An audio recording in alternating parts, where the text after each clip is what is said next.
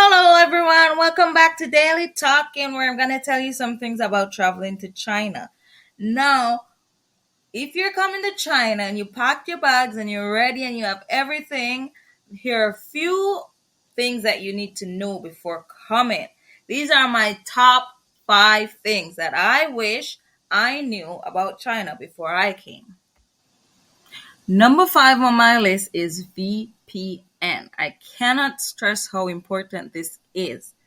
In China, you will not be able to check your Google or your social media pages. So you need to go on Google Play Store and download one or two free VPNs and put on your phone so that when you're in China, you can still have the privileges you had back home. This is so important. Get your VPN. When you come to China, if you didn't put a VPN on your phone, you can buy one or ask somebody who's here to help you out with it.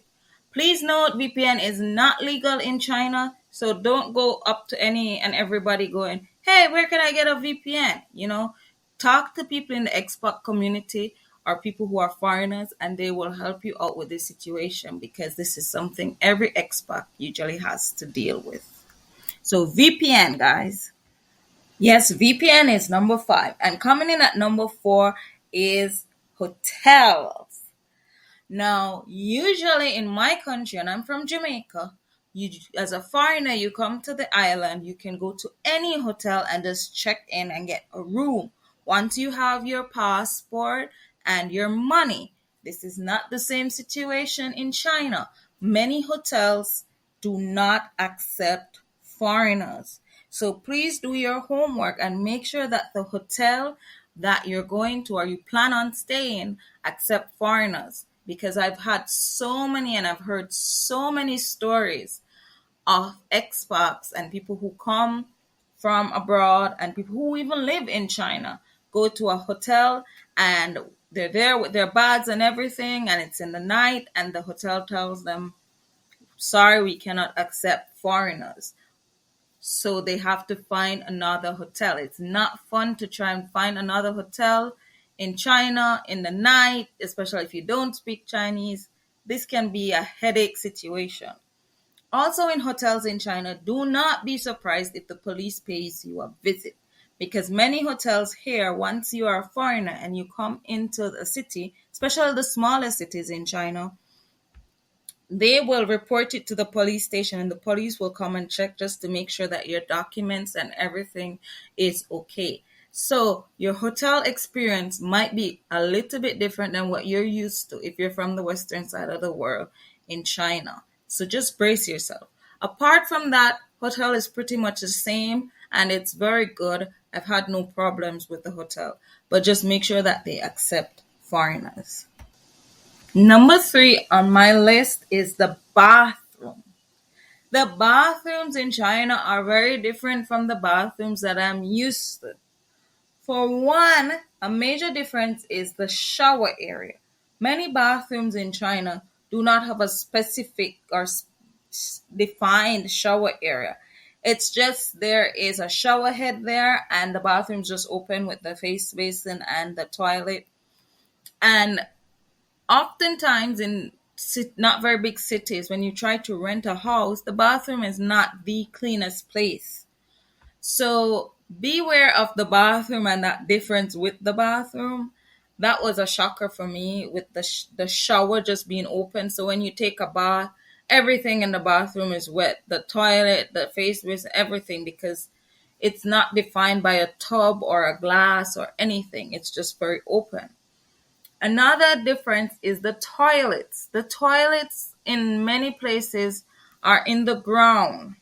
Yes, they're not up and you don't sit on it, you stoop over it. And Chinese people are very good at stooping very low. Initially, when I came here, I could not stoop. Now I can stoop much better, but you're gonna have to stoop for a lot of the bathrooms here because they're in the floor. And also, when you step into public bathrooms or even in bathrooms in the house, be careful because the toilet is in the ground, so you might actually step inside the toilet. I've heard expats tell story of how they walked straight into the toilet, not realizing that it was the toilet. So just be mindful that the bathrooms are different. If you're staying in a hotel, more times than not, the bathroom will be standard to Western style. But if you're planning to come here to teach or to do something else and you're going out to rent houses, you have to be specific in terms of telling them that you want a bathroom that meets the standard of a Western style and not a Chinese style bathroom. The second thing on my list is technology. China has advanced technology, and technology is everywhere in China.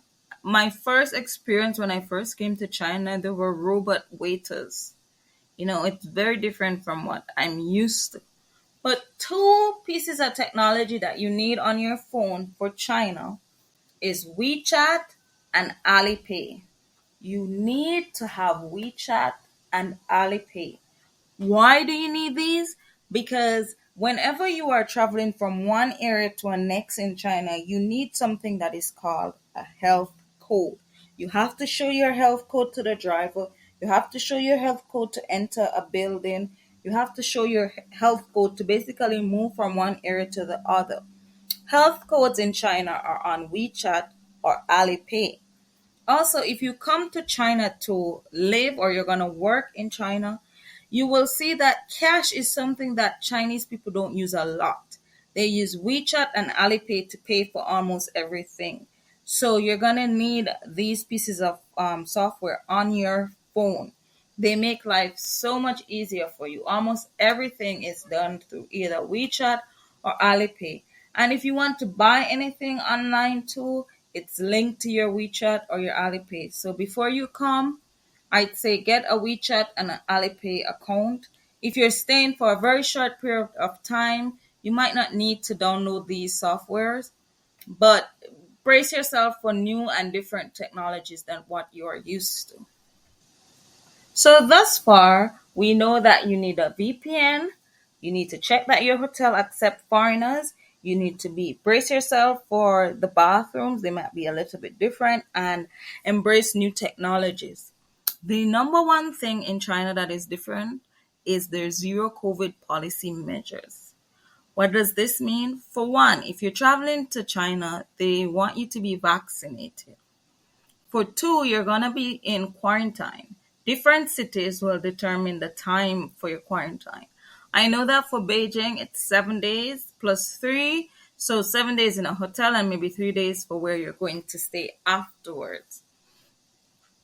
And you also need to know that the status of a city will determine whether or not you can go to that city. So, for example, if you're coming to China and you land in Beijing, but you want to go to Wuhan, if Beijing is seen as high risk, Wuhan might not be willing to accept you.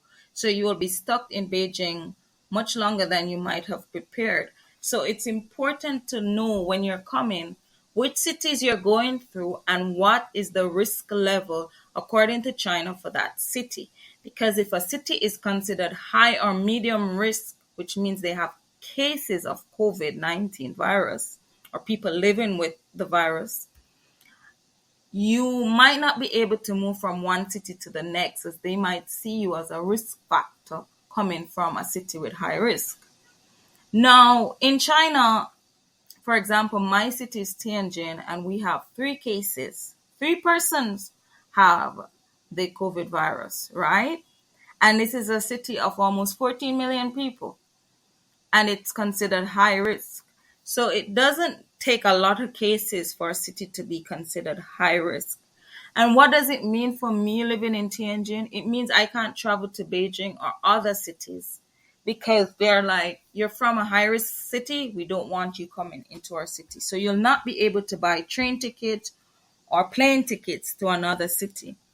So plan your trip very carefully in terms of which city you're going from to the next.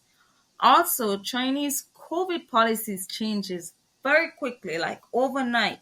I mean, I went to Beijing on Friday, and on Saturday morning, I could not travel to Beijing. It is that quick. So just try to keep ahead of it, keep with the news. If you downloaded WeChat, you can subscribe to a mini program that will give you details about the risk level of the various cities.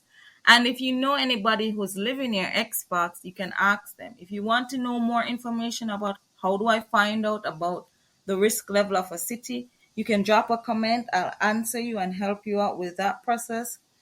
So just be aware of the COVID policy measures. It might hinder or affect, or at the very least, be annoying for your travels. So be very aware of that.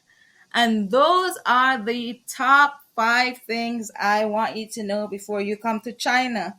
When you come, I hope you enjoy your stay and have fun. Until next time, bye.